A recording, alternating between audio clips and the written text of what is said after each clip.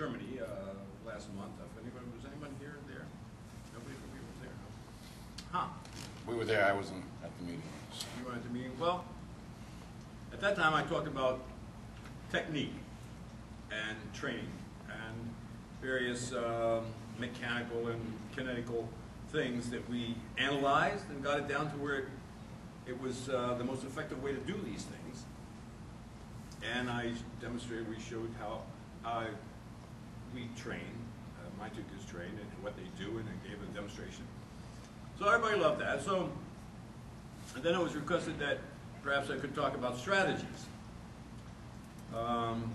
Because probably for our success that we've had, strategies, I would say, is probably the more important of all the factors that we analyzed out. And by the way, over the years I've come to realize that there are about 20 elements which are important in fencing. 20 elements like, for instance, some of them are, they can be changed, and some of them can't be. Some of them genetic, some of them are intrinsic, some of them are extrinsic. By that I mean some of them are money factors and some of them are training factors.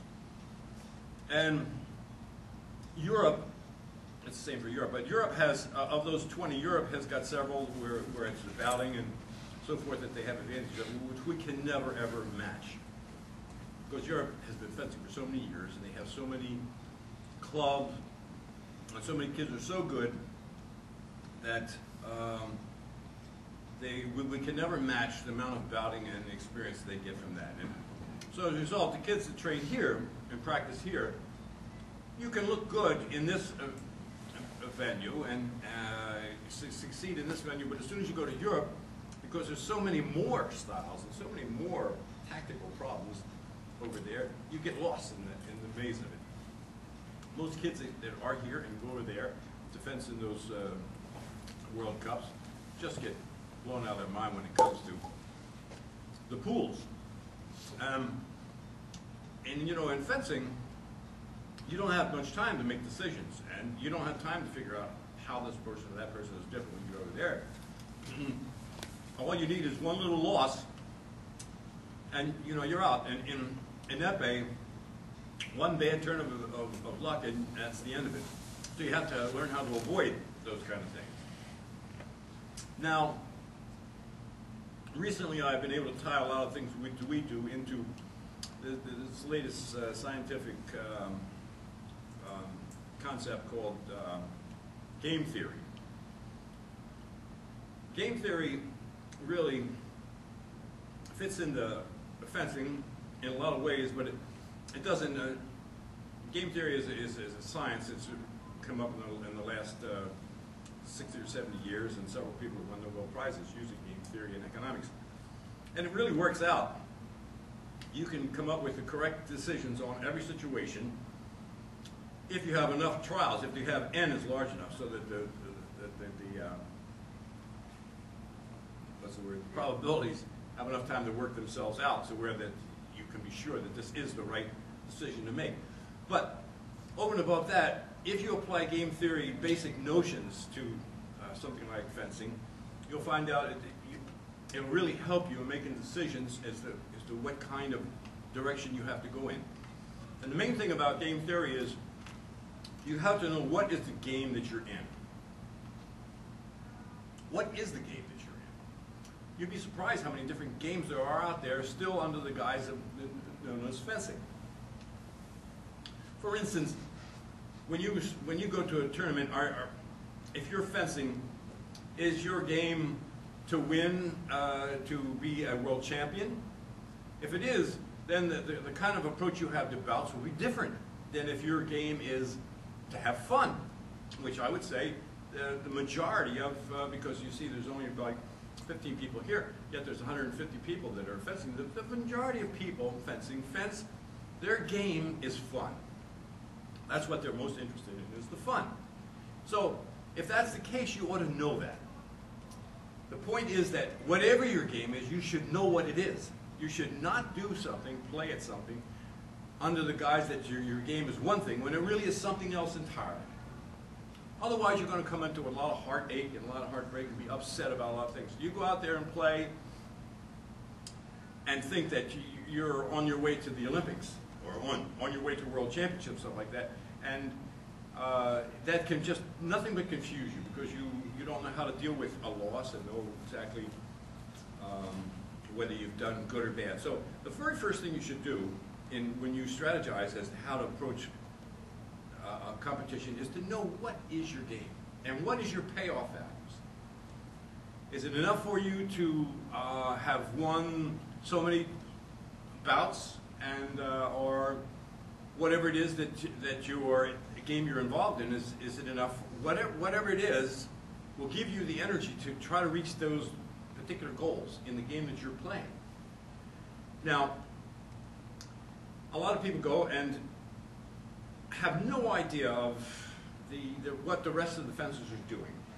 And the reason why I'm presenting this in the first place is I say that the parents could learn enough about how the games are played to be much more important to their children out there playing than some coach who comes up every so often, looks at what's going on and comes up with the decisions about how you should proceed.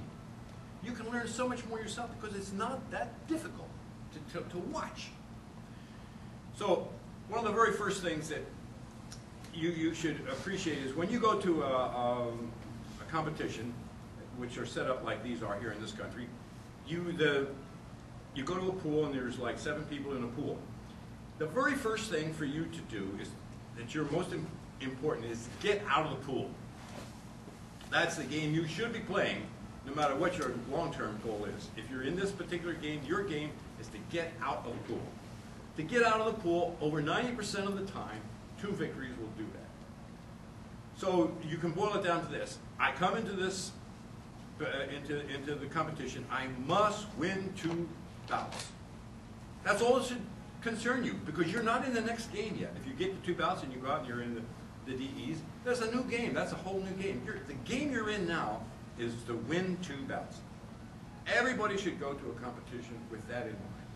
Win 2 bouts, no matter how it works out. This is just the basic concept of what game you're in and what you should be thinking about to advance. Because there are so many things involved in fencing that you cannot be thinking about them all at one time. About how well if you do this time, you might do the next time. You have to concentrate down on what it is you want to do right now. And that's win 2 bouts. Sometimes a kid gets 2 losses in a row and all of a sudden, oh my God, you don't have to, and even some of the time, a certain small percentage of the time, even 1 bout will get you up. It's happened to us before. 1 bout can get you up. So even though you lost already 5, you have 1 bout to go, you should still be considering the possibility because you should always consider the odds and you should always play the odds all the time in games. The best odds.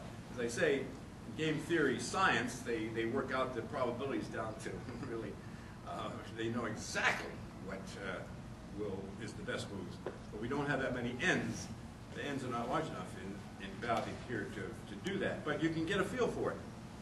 So then the next thing you say, supposing I win 2 bouts, supposing I win the very first 2 bouts, then you're in a new game because you already won that game. You already won the game of winning.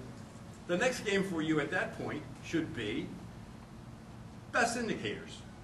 After you got 2 victories, you should try to be that. Usually, the better your indicators, the better your seeding will be. It doesn't necessarily mean it's going to be better for you because a lot of times you can run into the wrong person even though your seed is up higher than somebody lower. But you should, in general, you should be trying to think about not so much winning the bouts as you are about getting the indicators. So in other words, you've won 2 bouts, you're out there, you're fencing. Don't worry so much about winning this bout as it is trying to get indicators. At this point, indicators are probably more important. To give you an example, Courtney was in about one time when she had visiting somebody who was nationally one of the top people in the country, she was a little bit younger.